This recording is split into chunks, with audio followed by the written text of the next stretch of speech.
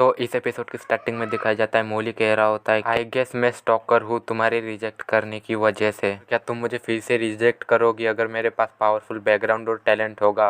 और miss Xiao क्विंगजू, अगर तुम मेरे साथ रहने के लिए रेडी हो जाती हो तो फिर मैं तुम्हें परेशान करना बंद कर दूंगा। सीनियर सिस्टर जियाओ कहती है अगर मैं ऐसा नहीं करूंगी तो क्या तुम मुझे फिर से परेशान करोगे? मोली कहता है बेशक, मैंने तुम्हें पहले से ही बता रखा है अगर तुम ऐसा नहीं करोगी तो। और ऐसा कहने के बाद मोली सीनियर सिस्टर जियाओ के बड़े बड़े तरबूजों को और पतली पतली टांगों को घूरने लग जाता है। मोली को ऐसा घूरता हुआ देखकर सीनियर सिस्टर जियाओ को क्विंगनान कहता है मोली सच में मैंने तुम्हारे जैसा सेमलेस इंसान इस पूरी अपनी ज़िंदगी में नहीं देखा है। और मोली कहता है तुम्हारी इतनी हिम्मत कि तुम मेरे खिलाफ जाने की कोशिश कर रहे हो, क्या तुम्हें नहीं पता कि मैं कौन हूँ? क्विंगनान कहता है क्या तुम कौन हो?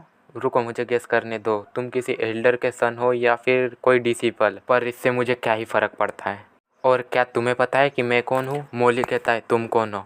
क्विंगनान कहता है अपना कान मुंह नाक गांड सब कुछ खोल के सुनो। मेरा नाम क्विंगनान है और मैं लूहू किंगडम से हूँ और मैं इसी के साथ मैं मिस्टिक स्पीड सेक्ट के सिलेक्शन सेरेमनी का चैम्पियन हूँ।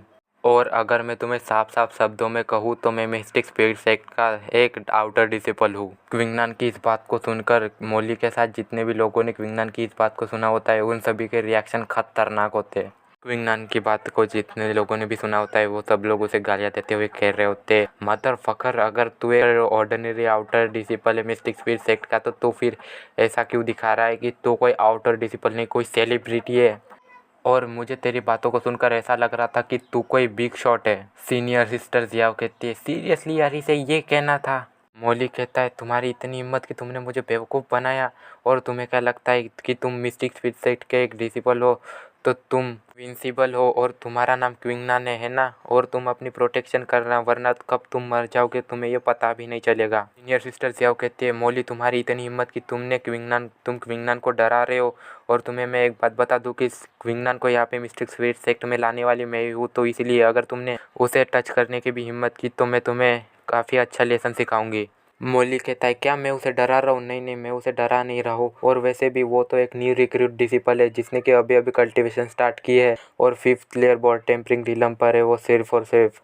तुमने उसे मिस्टिक स्पीड सेक्ट में लाया है तो मैं उसे क्या ही कर सकता हूँ और क्या ही तो कॉन्फिडेंस की बात है। मैंने भी एक टैलेंटेड डिसिपल को मिस्टिक स्पीड सेक्ट में लाया है और मुझे लगता है कि इस बार के ट्रायल ऑफ वर्सेटिलिटी में काफ़ी ज़्यादा मज़ा आने वाला है, बस तुम थोड़ा इंतज़ार करो। और ऐसा कहने के बाद मोली वहाँ से उड़ते हुए चला जाता है। सीनियर सिस्टर जियाओ कहती है मोली मिस्टिक स्पीड सेक्ट के 3rd एल्डर का बेटा है, हालांकि उसके पास 7th grade Huang rank master spirit है पर उसका कल्टीवेशन बेस मेरे बराबर ही है। और उसके अलावा मोली एक्सट्रीमली क्रूर और मर्सीलेस है और आज तक जिसने भी उससे पंगा लिया है मोली ने उन सभी से काफ़ी बुरी तरीके से बदला लिया है और इसलिए क्विंगनान तुम्हें उससे पंगा नहीं लेना चाहिए था, इसलिए अब तुम्हें संभल कर रहना होगा।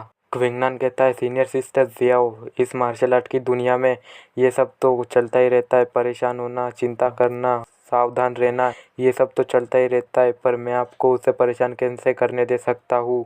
और अगर वो मिस्टिक स्पीड सेक्ट के लीडर का भी बेटा होता तो मैंने अभी जो किया है वो बिना हेजिटेशन के साथ तो वो तभी भी करता, और नॉर्मल फाइट करने से अच्छा तो मैं उसके साथ hall of life and death में ही फाइट करता अगर मेरे पास काफ़ी अच्छा कल्टीवेशन बेस होता तो।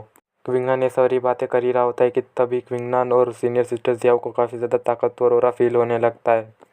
क्विंगनान इतने ज़्यादा ताकतवर हो रहा को फील कर कर अपने मन में सोचता है कि इतना ज़्यादा ताकतवर हो रहा है ये।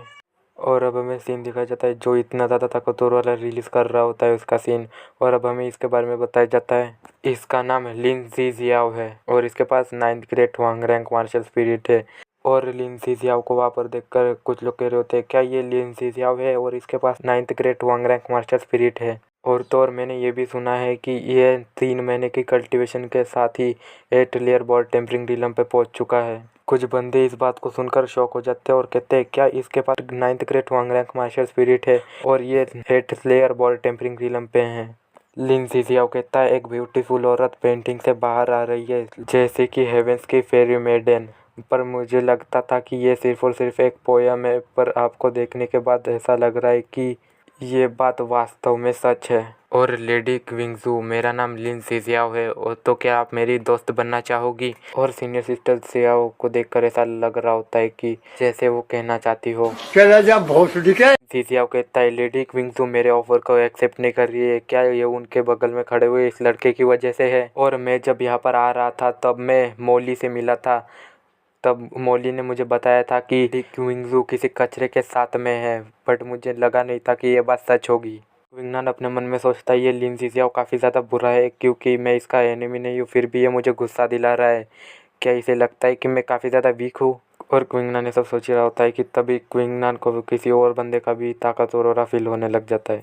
और अब हमें जिसका हो रहा होता है उसके बारे में बताया जाता है। इसका नाम हुआंग लोंग है और इसके पास 9th grade Huang rank martial spirit है और ये 10th layer ball tampering realm में है। नन अपने मन में सोचता है, मिस्टिक स्पिरिट एक टॉप 4 सेक्ट्स में होने के लायक है और ये काफ़ी ज़्यादा टैलेंट्स को अपनी तरफ अट्रैक्ट करता है। और मैंने तो सिर्फ अभी 2 ही 9th grade Huang rank martial spirit के वाले बंदों को देखा है। पता नहीं मिस्टिक स्पिरिट सेक्ट में ऐसे और कितने ज़्यादा 9th ग्रेड और 8th grade Huang rank martial spirit वाले बंदे होंगे मिस्टिक स्पिरिट सेक्ट में। पर हालांकि जो कुछ भी हो, जितने ज़्यादा जीनियसेस यहाँ पर आएंगे उतना ही अच्छा है मेरे लिए, क्योंकि मैं उन्हें अपने स्टेपिंग स्टोन की तरह यूज़ करूँगा ताकि मैं उन आगे बढ़ सकूँ। लिन सिजियाओ कहता है, हुआंग लोंग क्या तुम मुझे कॉपी कर रहे हो? और क्यों तुमने मेरी तरह फॉलो करते हो मुझे अपनी ऑरा को दिखाते हुए आए यहाँ पर? हुआंग लोंग हंसते हुए कहता है, ओए तुम अपनी बकवास करना बंद करो, और अगर तुम्हें इतनी प्रॉब्लम हो रही है मेरी इस एक्शन की वजह से तो तुम आओ और मेरे साथ फाइट करो और मैं तुम्हें एक ही स्लैप के साथ कुत्ते की मौत मार डालूंगा। लिन सिजियाओ इस बात को सुनकर काफ़ी ज़्यादा गुस्सा हो जाता है और कहता है, ओए तुम।